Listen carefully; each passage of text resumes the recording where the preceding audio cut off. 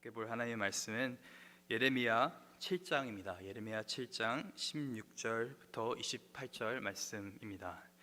예레미야 7장 16절부터 28절 말씀입니다.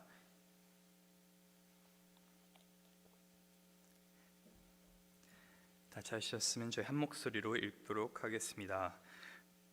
그런즉 너는 이 백성을 위하여 기도하지 말라. 그들을 위하여 부르짖어 구하지 말라.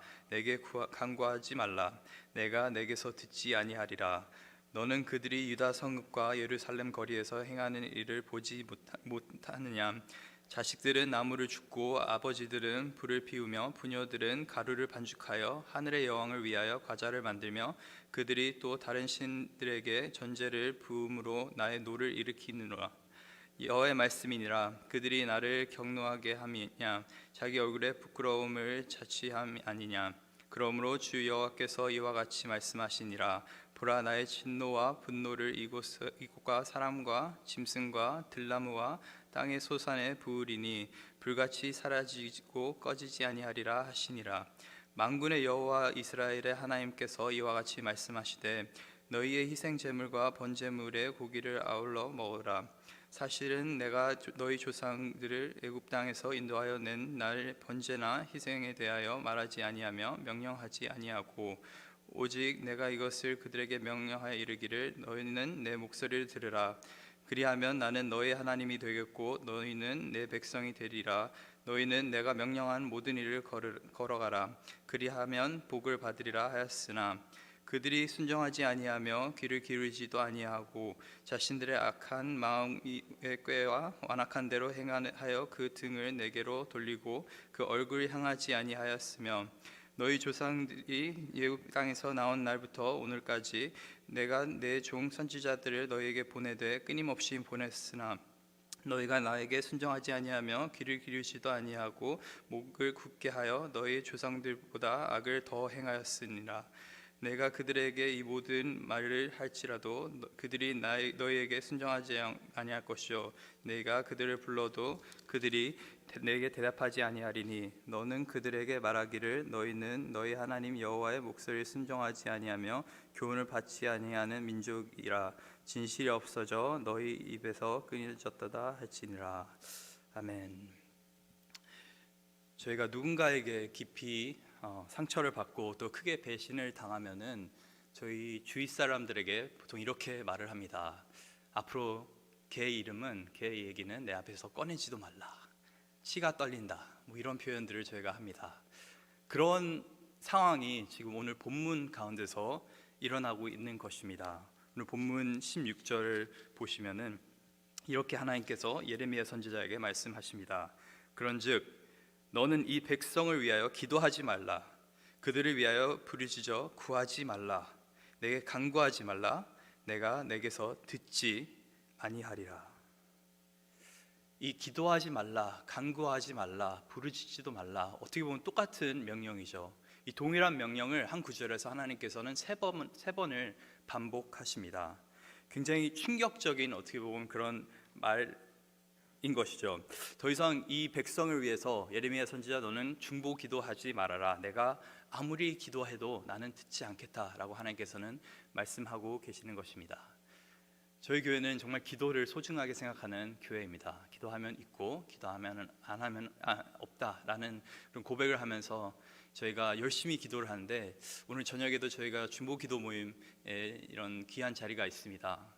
오늘 저녁에 만약 여러분이 열심히 이 선교지를 위해서 기도하고 계시고 또 다른 성도님들을 위해서 기도하고 계시고 또 우리 귀한 다음 세대를 위해서 기도하는 가운데 갑자기 하나님의 음성이 들린다고 한다면은 기도하지 말라라고 하는 하나님의 음성이 들린다면 여러분은 어떻게 반응하시겠습니까? 깜짝 놀라지 않으시겠습니까? 예레미야 선지자는 지금 눈물로써 어떻게 보면 하나님 앞에 이 유다 백성을 위해 기도하고 있고 또 이제 하나님의 말씀을 선포하고 있는 그러한 상황입니다. 그러한 상황 가운데서 하나님께서 예레미야 선지자에게 하는 말이 기도하지 말라. 어떻게 보면은 굉장히 참 받아들이기 어려운 그런 말입니다. 왜냐하면 저희가 생각하는 하나님은 우리의 기도를 들어주시는 그러한 하나님이시기 때문에 그렇죠. 아브라함이 소돔성을 위해 기도할 때도 간구할 때도 하나님께서는 정말 의인 10명만 있어도 내가 내 마음을 돌이키겠다고 말씀하셨습니다. 이 모세에게는 출애굽기 32장에서 이스라엘 백성들이 금송아지까지 만들었는데도 모세가 이 이스라엘 백성들을 위해 기도하고 또 하나님의 이름을 위해서 중보기도 하니까 하나님께서 그의 마음을 돌이켰다고 성경은 기록합니다. 니느웨를 멸망시키려고 하는데 이 요나 선지자의 말을 듣고 니느웨 성이 회개를 하자 하나님께서는 그 이방 족속 자체도 받아들이게 됩니다. 용서하게 되는 것이죠. 계속적으로 어떻게 보면은 이 구약의 역사는 하나님께서 백성들의 어떤 기도를 들으시는 그러한 역사인데, 여기서 하나님께서는 더 이상 나에게 기도하지 말라, 이 기도하지 말라는 이 명령을 저희가 성경에서 흔히 찾아볼 수가 없습니다. 사실 이 예레미야 선지서 안에 3번 이렇게 세 구절이 이렇게 등장하는 것밖에 성경에는 없습니다. 유일하게 하나님께서 기도하지 말라고 어떻게 보면 명령하시는데, 왜 그런 기도하지 말라고 하는 것일까요? 그만큼 지금 하나님과 유다 백성과의 관계가 깨져 있다라고 하는 것입니다. 그만큼 하나님께서는 이 유다 백성이 가증스럽다라는 것입니다. 이 구절만 보더라도 정말 상황이 얼마나 심각한지를 저희가 볼 수가 있는 것이죠. 그러면서 이 왜 기도하지 말라라고 말씀하시는지 그 이유를 17절부터 이제 쭉 말씀하시는데, 오늘 본문에서는 저희 2가지 이유만 찾아보길 원합니다. 왜 하나님께서는 이 유다 백성을 위해서 기도하지 말라고 예레미야 선지자에게 말하고 있는 것입니까? 먼저 그들 속에 이 뿌리 깊은 우상 숭배 관습이 있기 때문에 그렇습니다. 17절과 18절 한번 읽도록 하겠습니다. 너는 그들이 유다 성읍과 예루살렘 거리에서 행하는 일을 보지 못하느냐? 자식들은 나무를 줍고 아버지들은 불을 피우며 부녀들은 가루를 반죽하여 하늘의 여왕을 위하여 과자를 만들며 그들이 또 다른 신들에게 전제를 부음으로 나의 노를 일으키느니라. 이 하나님의 거룩한 성 예루살렘 성에서 숨어서 하는 것도 아니고 이 거리에서 사람들이 지금 대놓고 이방신을 섬기고 있는 그런 모습을 저희가 보게 됩니다. 이 성전에서는 사람들이 아마 기도하고 또 하나님께 제사를 드리는데, 조금 밖으로 나오니까 특히 이 가정에서 어떤 일들이 지금 이루어지고 있습니까? 자식들은 나무를 줍고 있습니다. 아버지들은 불을 때우고 있습니다.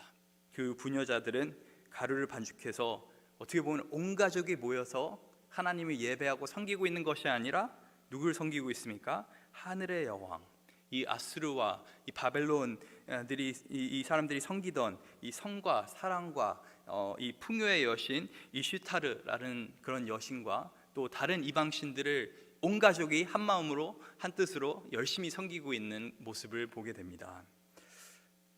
사랑하는 성도 여러분, 우리의 진짜 신앙은 교회가 아닌 가정 안에서 드러나 있게 되어 있습니다. 가정 가운데 있을 때는 우리가 가장 편안한 모습을 있죠. 정말 진실된 모습을 저희가 있습니다. 우리의 본연의 모습이 드러나는 곳이 바로 어디입니까? 가정입니다. 우리의 집 속에서. 여러분의 모습, 그 가정 가운데 모습은 이 교회에서의 모습과 동일합니까? 아니면 다릅니까? 이 유다 백성 정말 지긋지긋하게 저희가 예레미야 선지서를 통해서 배우고 있는 것이 우상 숭배라는 뿌리 깊은 죄가 있는데, 그 뿌리 깊은 죄가 어디서부터 시작되고 있습니까? 바로 가정 안에서 지금 시작되고 있는 것입니다. 아버지와 부녀자들과 자식들이 한 마음 한 뜻으로 지금 우상 숭배를 하고 있는 그런 모습을 저희가 보게 됩니다. 왜 그렇습니까? 주일날에는 어떻게 보면 안식일에는 성전에 가고 기도를 드리는데 집에 와서는 다른 신을 섬기고 있는 것이죠. 어떻게 보면은 그들의 모습이 우리의 현대인의 이 교회의 모습과 크게 다르지 않다고 생각할 수도 있습니다. 이 교회를 다니시는 분들은 굉장히 많습니다. 주일날 와서 예배를 드리고 열심히 하나님을 찬양하고 또 열심히 봉사도 합니다. 그런데 정작 집에 가서는 계속적으로 하나님 말씀을 가르치고 하나님 말씀대로 순종을 사는 것이 아니라 한 6일 동안 세상의 법칙대로 세상의 방식대로 우리가 살아가면서 어떻게 보면 하나님이 아닌 세상의 것들을 섬기며 살아가야 되죠.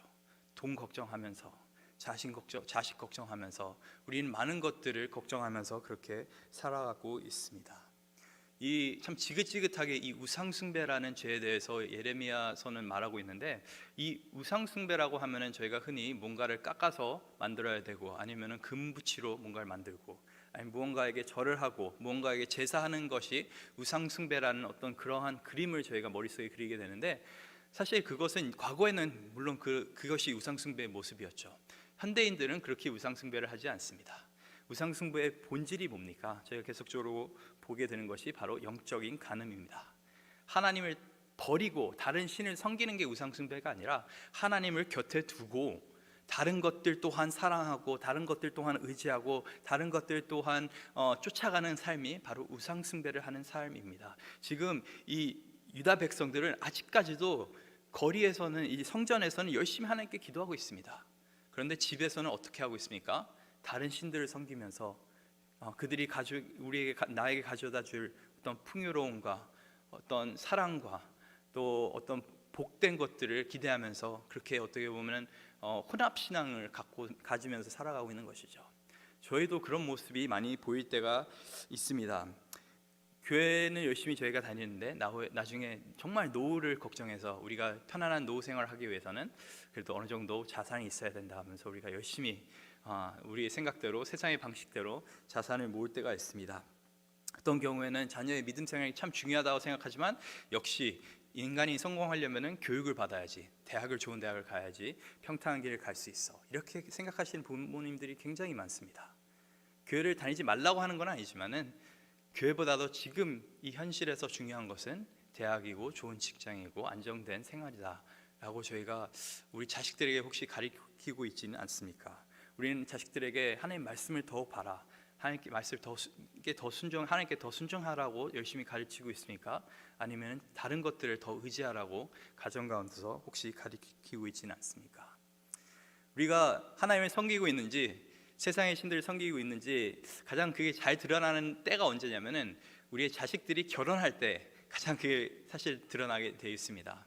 하나님 말씀대로 참 믿음의 배우자, 하나님을 경외하는 그런 사람을 자식이 정말 만났으면 좋겠다라고 여러분은 기대하고 계십니까? 아니면은 물론 교회는 당연히 다녀야겠지만은 어느 정도 재력도 있고 어느 정도 품격도 있고 어느 정도 가치관도 맞고, 물론 그런 것들이 나쁘다는 것은 아닙니다. 그런 것들이 중요하고 또 그런 것들을 위해 기도해야 되는 건 당연한 것이죠. 하지만은 중요한 것은 하나님을 경외하는 자가 성품이 나쁠 수는 없는 것입니다. 하나님을 경외하는 자가 지혜롭지 않을 수는 없는 것이죠.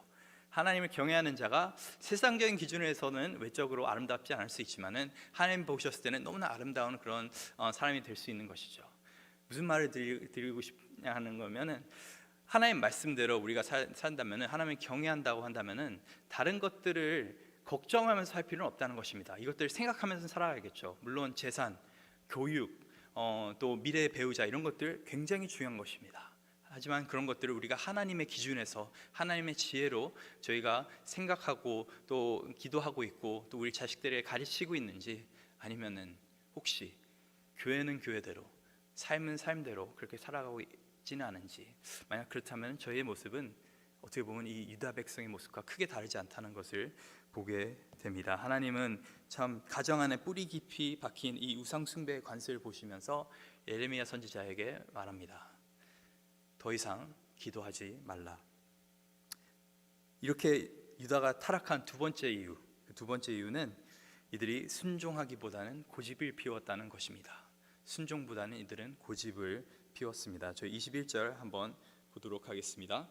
만군의 여호와 이스라엘의 하나님께서 이와 같이 말씀하시되 너희 희생 제물과 번제물의 고기를 아울러 먹으라. 어떻게 보면 굉장히 좋은 말 같습니다. 희생제물, 번제물, 고기 많이 실컷 먹어라 라고 하는 것 같은데, 이 유다 백성들이 이 말을 들었을 때 이게 뭔가 잘못됐구나 라는 것을 아마 분명히 깨달았을 것입니다. 왜냐하면 희생제물은 그 제사를 드릴 때 피를 빼고 나서 그 고기를 제사장들에게 주고 이렇게 나눠 먹는 경우가 있는데, 번제물이 뭡니까? 피를 뺀 다음에 고기를 불로 태워버리는 것이 바로 번제물입니다. 즉 율법에 의하면 번제물의 고기는 먹을 수가 없는 것이죠. 왜냐하면 다 타버렸기 때문에. 근데 하나님께서는 뭐라고 지금 말씀하고 계시는 거냐면, 너희가 드리는 제사 이제는 네가 하고 싶은 대로 다 해라 라고 말하는 겁니다. 니네가 고기 좋다고 한다면은 희생제물의 고기도 먹고 번제물의 고기도 먹고, 즉 너희 배불리 잘 먹고 잘 살아라 라고 말씀하시는 거죠. 왜요? 그들이 드리는 제사가 역겹기 때문에 그렇습니다. 더 이상 너희가 드리는 제사 내가 받지 않겠다, 너희 실컷 먹어라 라고 그렇게 지금 말씀하고 계시는 것입니다. 왜 하나님께서는 이들의 제사를 거부하고 계시는 걸까요? 그 이유가 오늘 본문 22절과 23절에 나와 있습니다. 이유가 뭐냐면 하나님이 찾으시는 진정한 제사는 동물이 아닌 순종이기 때문에 그렇습니다. 하나님께서 찾으시는 우리의 제사는 정말 하나님 말씀에 따라 사는 그 삶을 기뻐하시는 거지, 그냥 고기를 하나님께서 기뻐하시는 것은 절대 아닙니다. 22절과 23절 한번 보도록 하겠습니다. 사실은 내가 너희 조상들을 애굽 땅에서 인도하여 낸 날에 번제나 희생에 대하여 말하지 아니하며 명령하지 아니하고, 오직 내가 이것을 그들에게 명하여 이르기를 너희는 내 목소리를 들으라. 그리하면 나는 너희의 하나님이 되겠고 너희는 내 백성이 되리라. 너희는 내 명령한 모든 길로 걸어가라. 그리하면 복을 받으리라 하였으나 라고 하나님께서 말씀하십니다. 왜 하나님께서는 희생제물 번제물들을 너희 조상에게 명령하지 않았다라고 하실까요?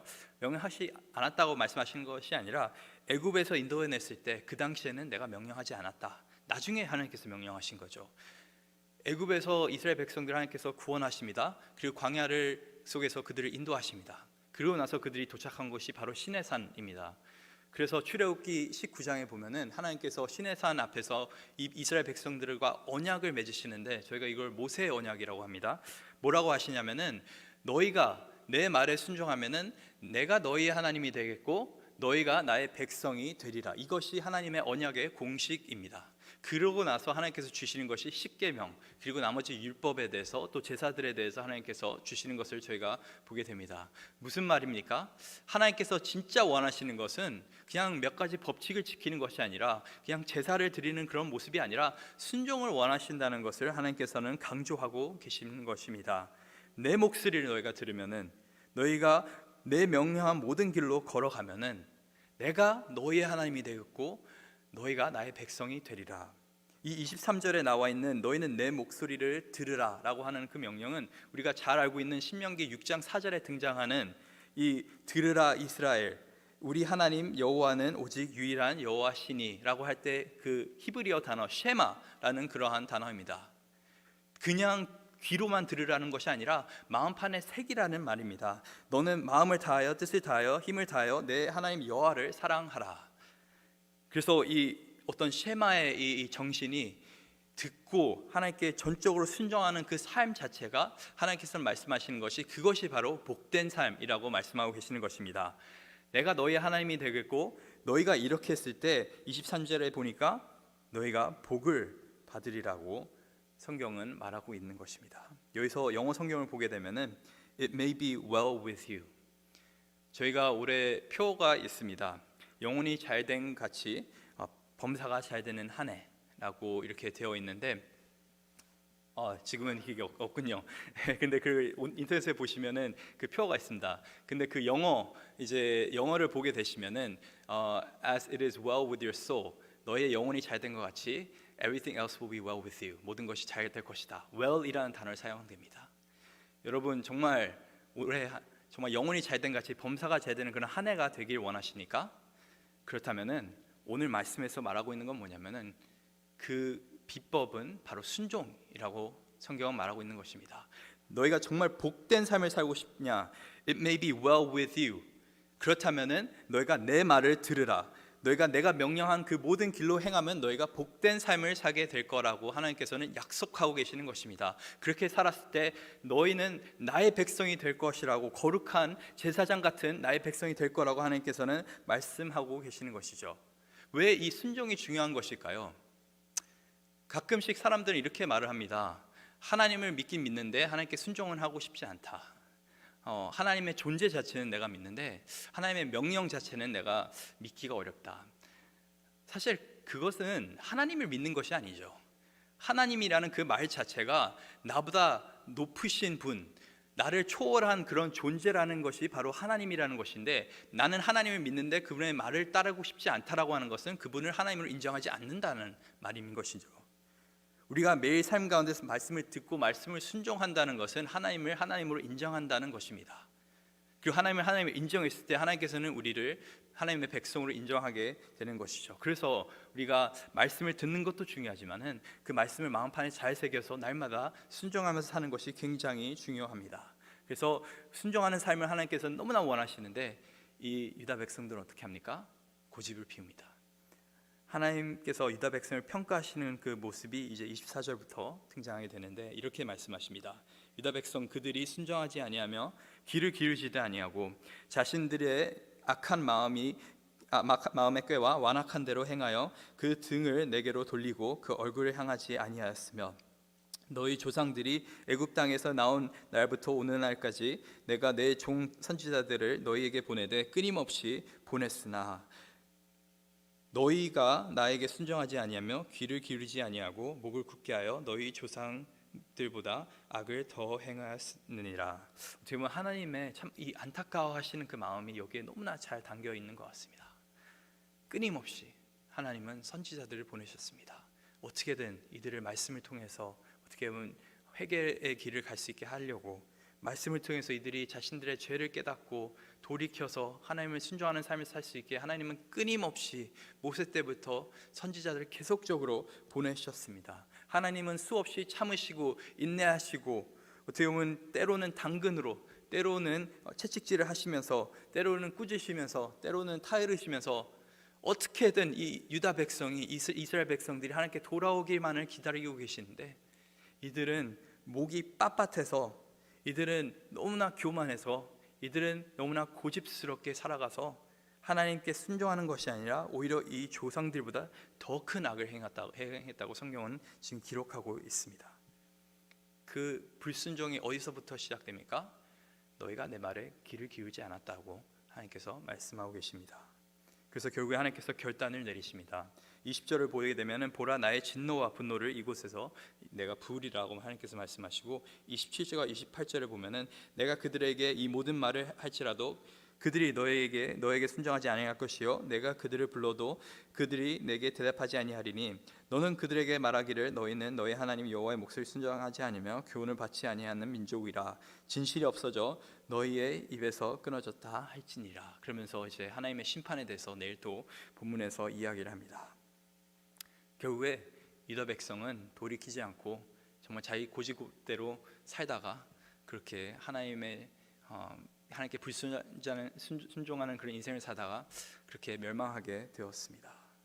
오늘 본문을 통해서 저희가 무엇을 배웁니까? 하나님께서 원하시는 것은 다른 것이 아닙니다. 하나님의 말씀을 잘 듣고 순종하는 그 심플한 삶, 그 삶을 원하고 계신데, 그 삶이 그냥 교회 안에서만 이루어지는 것이 아니라 가정 안에서, 삶의 터전에서, 일터에서, 삶 전반적으로 하나님의 말씀에 순종하는 그런 삶을 하나님께서는 원하십니다. 문제는 인간의 마음이 완악해서, 인간의 마음이 너무나 참 죄악으로 가득해서 그렇게 하지 못한다는 것이죠. 우리 유다 백성들이 이렇게 참 어려워하는데 우리라고 어떻게 다르겠습니까? 우리도 동일한 마음이죠. 동일하게 너무나 열심히 하나님 말씀을 지키려고 하는데 날마다 우리의 힘으로는 무너집니다. 그런데 이 복된 소식이 뭐냐면은, 하나님께서는 이 구절에서, 이 본문에서 이 유다 백성을 향한, 하나님의 백성을 향한 중보 기도를 끊으십니다. 그런데 대신에 누구를 보내십니까? 중보자 예수 그리스도를 하나님께서 보내십니다. 디모데 전서 2장을 보니까 이런 말씀이 있습니다. 5절에 하나님은 한 분이시요 또 하나님과 사람 사이의 중보자는 한 분이시니 곧 사람이신 그리스도 예수라. 그가 모든 사람을 위하여 자기를 대속물로 주셨으니 기약이 이르러 주신 증거니라.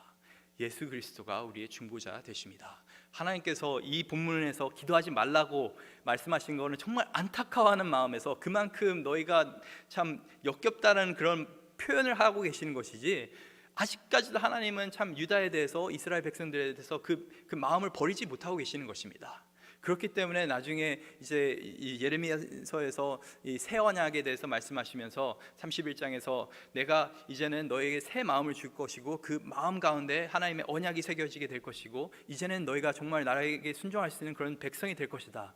그 모든 것이 새 언약에서 이루어지는데 그 새 언약이 무엇입니까? 예수 그리스도 안에서 우리에게 주어진 것이 바로 새 언약인 것이죠.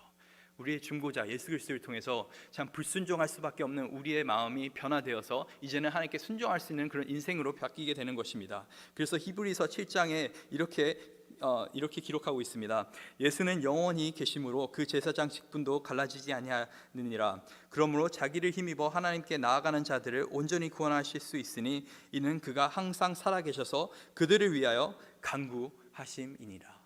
예수 그리스도가 지금도 살아계셔서 자기를 온전히 따르고자 하는, 온전히 하나님의 길을 가고자 하는 그 사람들을 위해서 간구하고 있다고 성경은 기록하고 있습니다. 이런 중보자가 우리의 삶 가운데 있습니다. 예수 그리스도를 통해서 우리는 불순종의 삶이 아닌 순종의 삶을 살 수 있는 것입니다. 만약 그렇다면 이제는 우리가 어떻게 살아야겠습니까? 정말 하나님 원하시는 대로 하나님 말씀을 경청하고 또 하나님 말씀을 순종하면서 하나님이 우리의 하나님 되시고 우리가 하나님의 백성이 되고 그리고 철저하게 하나님의 복된 길을 걸어갈 수 있는 저와 여러분 되길 간절히 소원합니다.